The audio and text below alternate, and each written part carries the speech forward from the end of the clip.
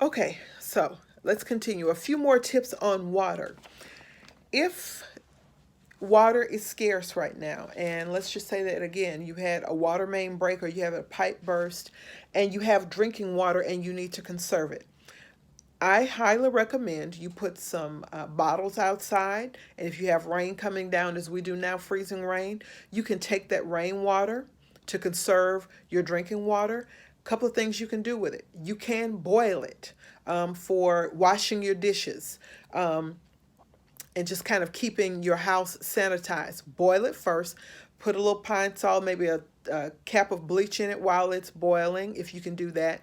And that keeps your house sanitized and you don't have to tap into some of your drinking water for that. Also, let's get to the nitty gritty of some things. You can use that water also to flush the toilets if you don't have water on right now to keep your house sanitized. You can either pour it into the tank, make sure you're able to fill up the top of the tank, or you can pour it directly into the bowl in a forceful manner, and it will naturally flush and send all the waste down through the pipes. And that way, your house doesn't set up and it doesn't get stinky and uncomfortable for everybody. So use God's water, right? Get the rainwater, boil it, and you can do your cleaning around the house with it.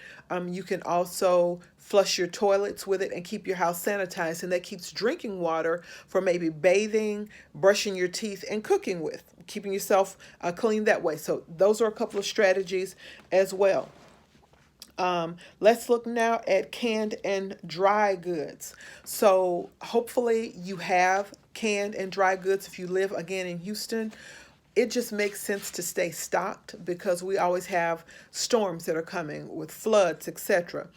What I recommend you do is keep that stuff stored in a well organized fashion and then plan your meals so that you don't lose or waste your resources, okay? Medical supplies, know how to use them and show your children where to use them, okay, and how to use them. Make sure you have adequate medical supplies on hand. You're always going to need hydrogen peroxide, bandages, alcohol, band-aids, pain medicine, Advil, things for allergies. If your children have allergies, cold medicine. I like natural cold medicines with honey and elderberry in them because they naturally keep your immune system healthy. So make sure that you have all of those things on hand as well. Batteries, flashlights, and candles. Hopefully you have that. If not, I recommend I shouldn't say rating, I recommend stocking up at a dollar store. You can get a lot of bang for your buck with candles, with flashlights, with matches, batteries, coals to do barbecuing with. If your power goes out, you can still cook a warm meal for your family with that. Make sure you have that. Over the counter medications and prescription medications, stay on top of that.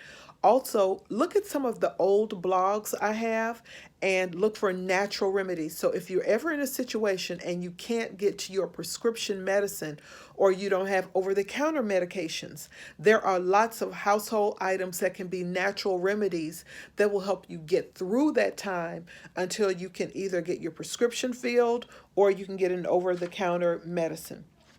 So look at some of the older blogs for that. Barbecue pit, I mentioned that, coals, and making sure you have that stuff on hand and dry. One of the ways to keep that fire going, if you need to get out there and smoke some hamburgers or some chicken or whatever for your family, put a little vegetable oil on your coals instead of only lighter fluid. Keeps the fire going a lot longer and you can cook meals. And here's the thing, ladies and gentlemen, smoked meats, which are really cured meats, tend to last longer. So if you don't have power and you have most of your meat smoked, then it will last a lot longer if you don't have refrigeration. Something to think about there as well. Vehicles, make sure you know that your oil is changed, fluids are in there. Antifreeze is real important right now. Who would have thought?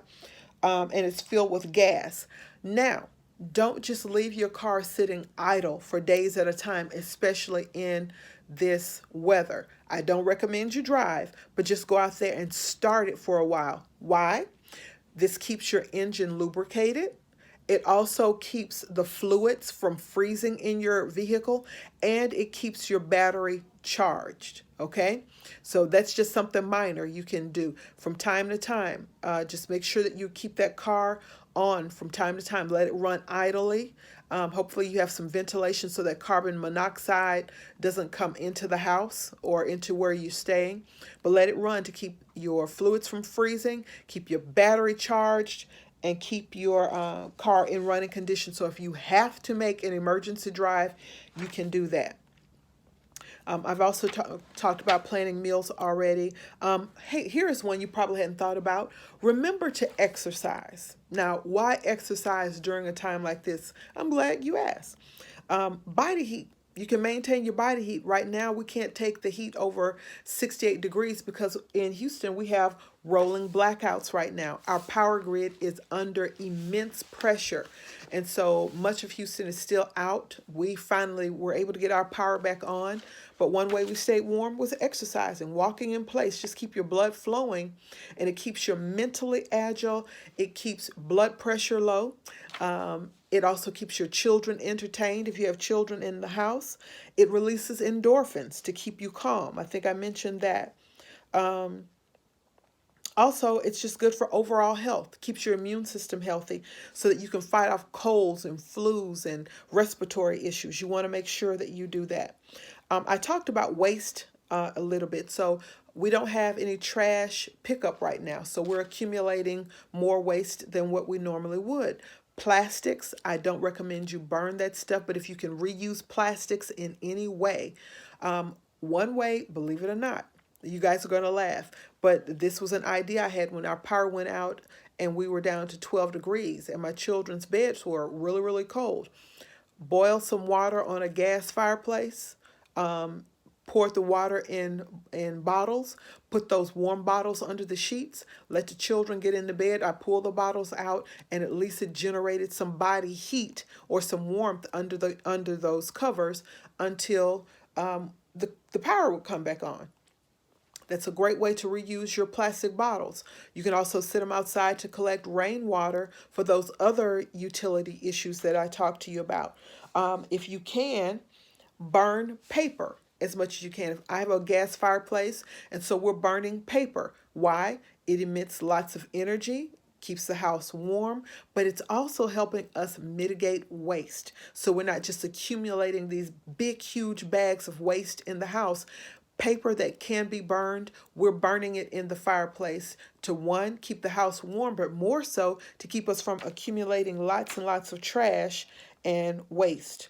That's all I have right now. So I hope this has been helpful for you.